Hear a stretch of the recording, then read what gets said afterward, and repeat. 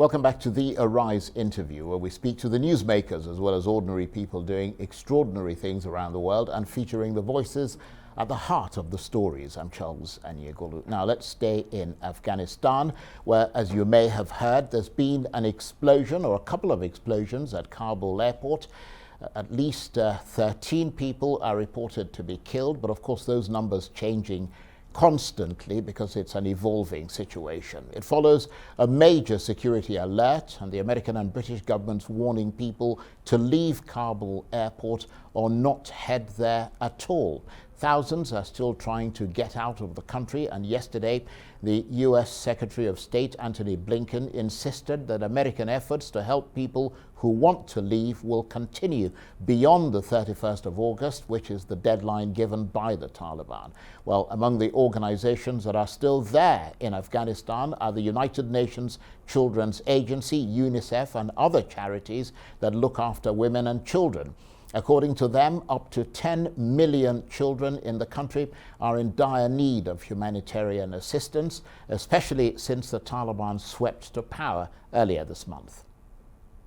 Afghanistan is a country in crisis, and those who are least responsible for it are paying the highest price. 10 million children are in desperate need of humanitarian assistance, and without immediate action, 1 million children under the age of 5 will be severely acutely malnourished by the end of the year. Because of the conflict, because of the insecurity, because of the desperation, people are on the move. They're leaving their homes where they're protected. They're leaving their communities where their support systems are.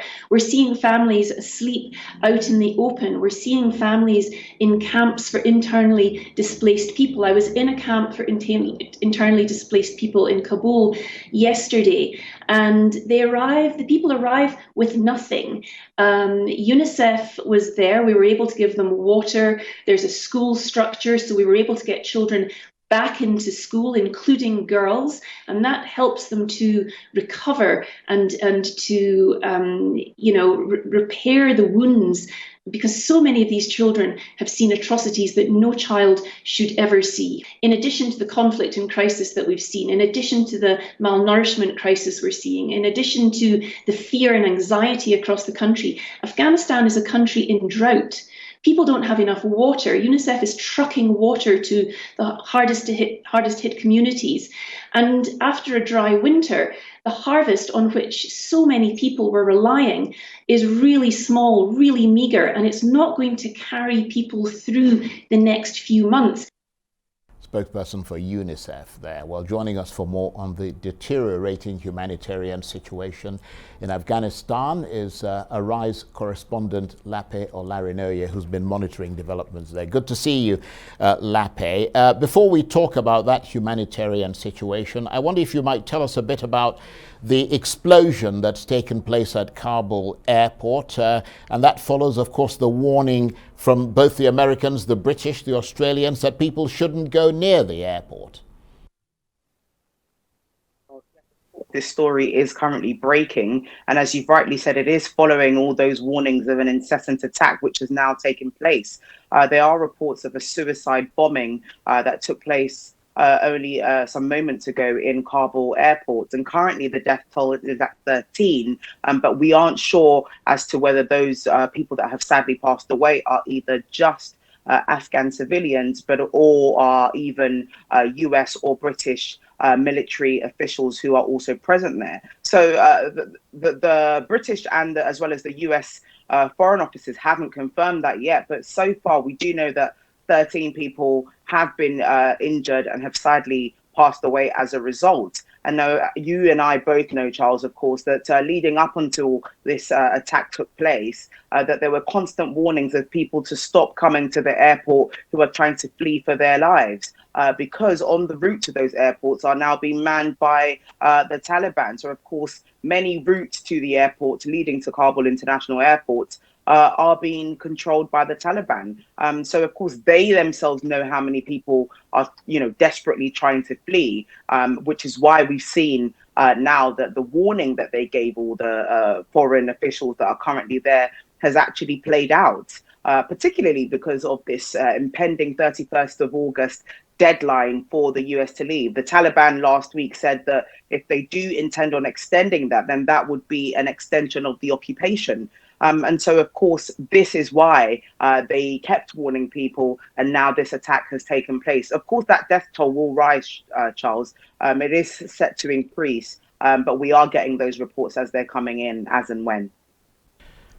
Well, thanks very much indeed for that update, Lape. And just to let our viewers know that the pictures we're looking at there are the latest out of Kabul airport. They're actually basically the aftermath of those twin bomb attacks at Kabul airport. You can see some of the wounded being taken away, presumably into hospitals. The explosion taking place outside the Abbey Gate, where US and British forces have been stationed, and also another one taking place at a nearby hotel. And as Lape was pointing out there, it's not clear yet whether or not the injured and the dead are just Afghans or if it involves people who are non-Afghan. We'll keep you updated as we get more information there. But returning to you, Lape, and the subject of our original subject of our chat, obviously all these things linked to that security situation. UNICEF very concerned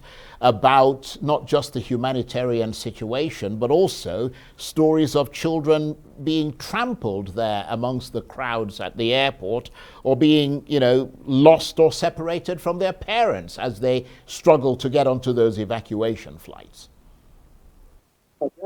Right. I mean, me and you have both seen those horrid pictures coming out of Afghanistan. But even if you just imagine alone that, the most vulnerable citizens in a country tend to be children. In fact, they are children. And at a time where people are desperately fleeing for their lives, and the whole of Afghanistan, many citizens are currently in survival mode, children will be the worst affected. And that's what we can see there in those pictures. I mean, I've seen numerous pictures of parents who are desperate to save the lives of their children, are passing their children over the fence, giving them to soldiers, American soldiers, British soldiers, even going as far as, some pregnant women have had to deliver children on those evacuation flights. Actually, one today gave birth to a young boy who they've named after the Operation Reach, and he's now called Reach as a result of that. So there are so many different anecdotes of children that have been caught in the crossfire, being trampled on, being left to starve, who are hungry, who have no shelter at all. And of course, this all comes just after the Global Education Summit, which looked at how badly children have been the recipients of war, of the COVID-19 pandemic, and of course of the increase of environmental issues that we're seeing across the world now, particularly in Afghanistan, where children seem to be a huge target for the Taliban in terms of radicalization, in terms of oppression, particularly girl children, and then of course radicalization with boy children. So we are seeing, a huge increase of children being left destitute as a result of that. It is truly harrowing, Charles. Well, absolutely, Lape. And of course, as you were speaking there, we're also seeing pictures of some of those children that you talked about being thrown over the fence, over barricades, across barbed wire by sort of desperate parents. And unfortunately, as you mentioned, some of those children have been hurt. But UNICEF has also got a report of millions of children who are in dire need of humanitarian assistance. I mean, just how bad is the situation, and how many children's lives are threatened? I understand that there are at least 10 million. Yes, the estimated number is 10 million, but currently the figure that we have for the number of children who are destitute, don't have anywhere to live, and are essentially dying of hunger is about north of 5,000 children currently in the Kabul area who don't have anywhere to live. There's of course a drought happening in Afghanistan at the moment, so there is a lack of water, there's a lack of food. A lot of that 10 million figure you mentioned were the number of internally displaced children that are living in Afghanistan now with no shelter. A lot of them have lost parents as a result. A lot of them are, having to latch onto other family members and so on. A lot of them are out of school as well. Of course, the COVID-19 pandemic has made it even worse for children. And then, of course, you throw this war into the mix. It makes things extremely worse. And just to paint that picture for you even more, Charles, 1 in 3 people in Afghanistan, and 1 out of those 3 happen to be children, are at the highest risk of death because of the situation and the nature of the conflict. And even if we look closer at that, children, particularly girl children, have been said to be, turned into sex slaves, have been kidnapped as a result. There's been an increase in the number of girls' schools that have been shut down and girls almost taken away by the Taliban. The report mentioned that too. And then, of course, the not being able to go to school. And if you take your mind back to the story of Malala Yousafzai, who was in neighboring Pakistan, where a lot of the Taliban, originate from, who was shot in the face as a result of going to school. And that was all part of the attack on female children as a part of the kind of Islamic way of education, according to the Taliban. And of course, if we look at boy children, the madrasas, as they're known, are this institution where young boys who are of Muslim background are taken into the schools and allegedly radicalized and brainwashed. A lot of the Taliban also attended madrasas, and there seems to be a continuity of that with boy children in Afghanistan at the moment, where boy children are being forced to fight, are being recruited as children soldiers. I mean, it is completely shocking that how widespread this, somewhat attack is on young, vulnerable citizens of Afghanistan. And we are only seeing that increase. And of course, women who are pregnant as well are being told to stay indoors because it's just not safe for them at the moment. And then, in the mix of all of this, we have people trying to flee, people trying to get their children, to what they would assume is a greener pasture. Particularly, the sites that we've seen at the airports, but also the fact that, a lot of Afghan citizens know that, if their children are handed over, they're dealt with as refugees and probably would have a nicer life than what they're having now. That is kind of at the forefront of many mothers and fathers in Afghanistan at the moment. But there does seem to be an increase in this somewhat attack on children, whether that's, the being caught in the crossfire of the violence, or whether that's being, radicalized in the madrasas, or even, stopped from going to school or work and, and future education. So there seems to be a lot happening with children at the moment. And of course, we can't neglect the COVID-19 pandemic, the impact that that's had on the education of children as well. So at the moment, Afghanistan seems to be one of the worst places in the world to be as a child. Well, I think you're right on all scores there. It's a horrifying story and very worrying indeed. Basically, a country in crisis, and those least responsible for that crisis are paying the highest price.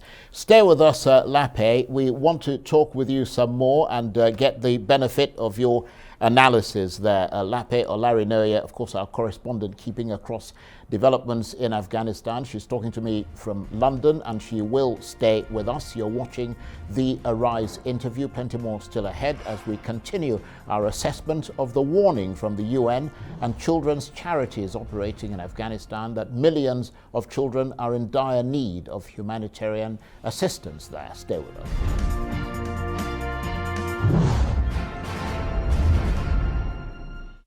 Welcome back to the Arise interview. I'm Charles Anyegolu. Now, as you might have heard, a Taliban official has said that at least 11 people, some reports suggest 13, possibly more, have been killed in an attack on Kabul airport. The official said the number included women and children and that a number of Taliban guards had also been wounded. The explosion reportedly occurred in a sewage canal where Afghan refugees were having their visa documents vetted. A suicide bomber is reported to have detonated his explosives in the crowd of people before a second attacker opened fire and then a second bomb went off. The US and its allies had been warning of a security threat at the airport, while the UN and children's charities operating in Afghanistan warned that millions of children are in immediate dire need of humanitarian assistance, especially since the Taliban swept to power this month.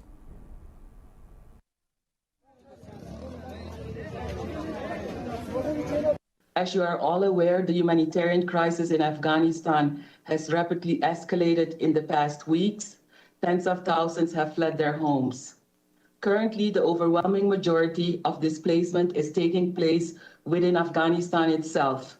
That's where humanitarian efforts also need to be focused. Over 500,000 people have been displaced within the country since the beginning of the year. Acute humanitarian needs are now spiraling. 80% of those forced to flee within the country are women and children. They need shelter, healthcare, sanitation, and other core relief items. Most of all, they need safety and stability. The situation remains highly unpredictable. Isolated fighting and insecurity is continuing. The Taliban has given public assurances as to the safety of civilians and the upholding of human rights, including the rights of women and girls. While we welcome those commitments, it's essential they are also swiftly translated into action.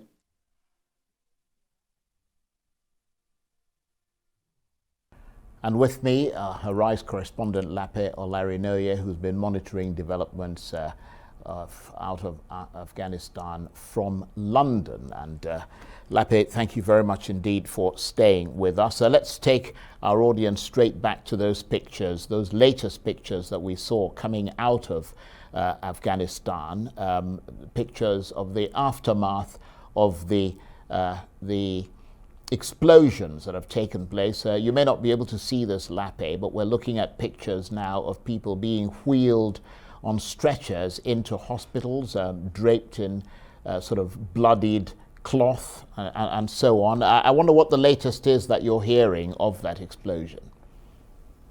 Well, Charles, there are conflicting reports about the number of people dead so far. Some reports are stating 13, but it seems to be between 10 and 11 across board at the moment. That, of course, is set to increase, as you can imagine, because of the sheer number of people that were at the Kabul airport trying to desperately flee their lives from the new rule of the Taliban. And of course, the US government, as well as the UK government and its other allies, haven't yet announced if that death toll includes any of their own citizens or even officials. So we are still waiting to hear if the death toll only consists of Afghan citizens or if they are also non-Afghan. But of course, that doesn't matter. The real issue here is the fact that there was a 31st of August deadline set by the US that now seems to be potentially extended because of the sheer number of people that are trying to flee.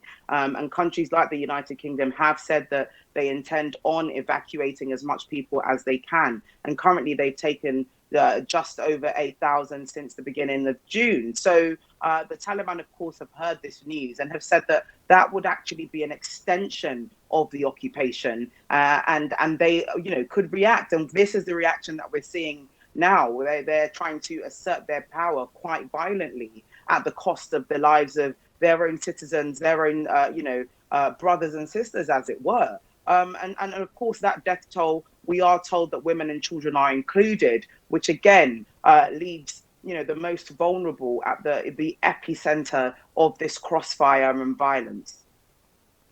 Well, absolutely. And you were telling us earlier of Afghanistan, a country in serious crisis. It's got a drought.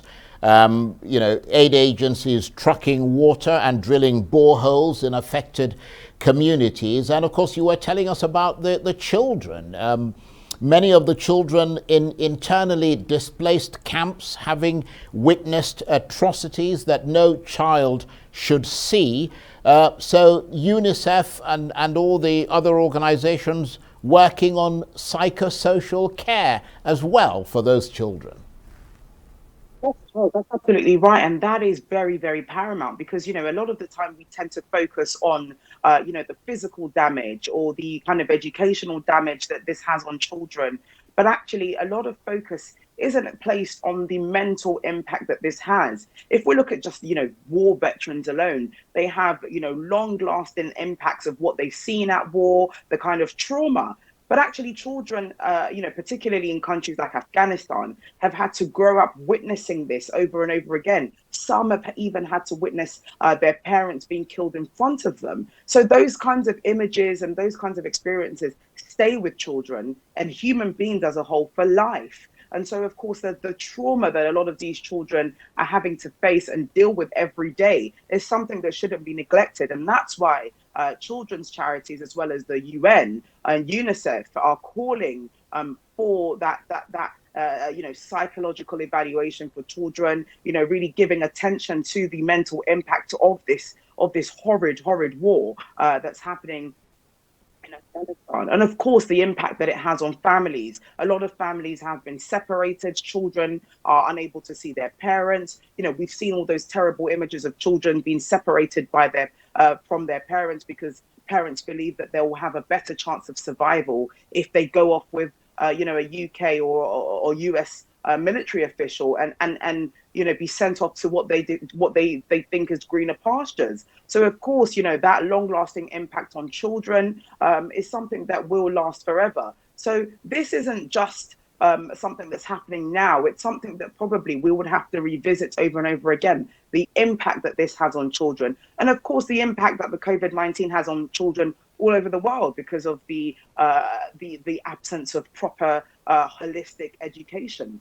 And of course, in Afghanistan, children have been out of school for longer than the year, not only because of the COVID-19 pandemic, but also because of this new governance that we're seeing in Afghanistan at the moment. Excuse me, Taliban rule, who have been quite outspoken about not withdrawing children from school, but allowing children to carry on going to school, particularly girl children. But it should be within the framework of Islam.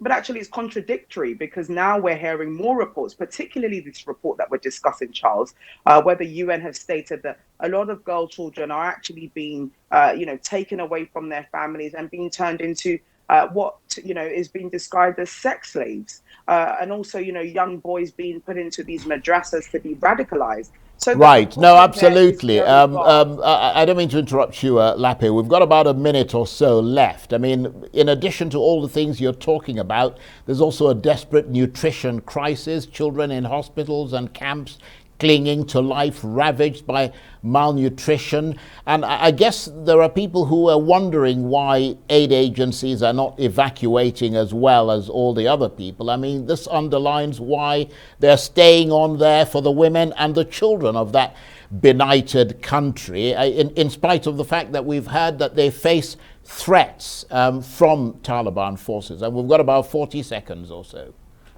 I mean, these people are putting their passion before themselves. I mean, it's the most honorable thing to do, as we could see. And they are facing mounting pressure from the Taliban. As we've just seen there, a glimpse of one of the UN officials who now has to wear a hijab to even conduct interviews and move around Afghanistan. So that's just a glimpse of what life is like, not only for Afghan civilians, but even for women, for children, and for foreigners as well. There is a sense of hostility there and a sense of oppression. And so these people, particularly humanitarian agencies, are putting the children's lives particularly ahead of theirs, which is nothing but honourable.